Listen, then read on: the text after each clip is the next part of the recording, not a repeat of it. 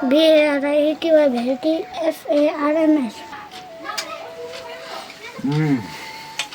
अन्डा मिठो बनाएको रहेछ त। कस्तो लागि बनाएको यो अन्डा?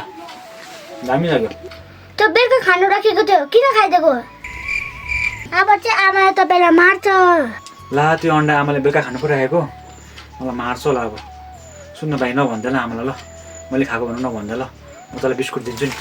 ल बिस्कुट ला, नभन्दै ल आमालाई फेरि ल। हुन्छ। ला यहाँको अन्डा कसले खायो? त्यो अन्डा कसले खायो? ओइ त्यहाँको अन्डा कसले खायो? मलाई के त कसले खायो भनेर?